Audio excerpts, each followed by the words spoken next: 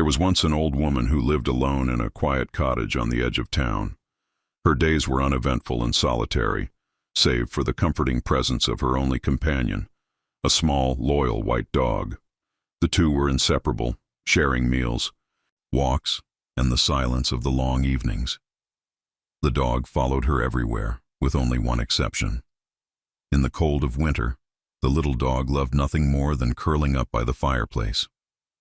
Often, once the woman had gone to bed, he would pad softly into the living room and stretch out in front of the glowing coals. Most nights, though, he could be found dozing on the rug beside her bed. She never allowed him on the bed, but there was a quiet understanding between them. If she had a nightmare or felt uneasy, she'd reach her hand down to him in the dark, and he would lick her fingers, just a gentle, warm nudge to remind her she wasn't alone. One winter night, as the wind whispered against the windows, the woman sat up in bed reading the newspaper. A chill crept up her spine as her eyes caught a troubling headline. Local asylum patient escapes, believed dangerous. Suspect in multiple murders of women living alone.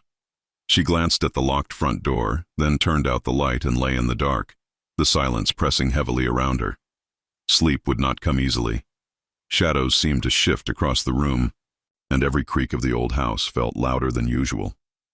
Uneasy, she reached her hand down to where the little white dog usually lay.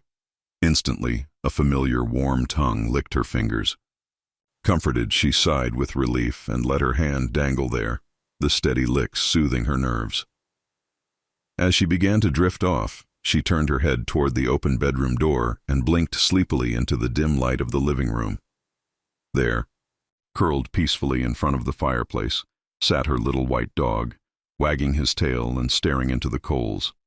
And beside her bed, something else was still licking her hand.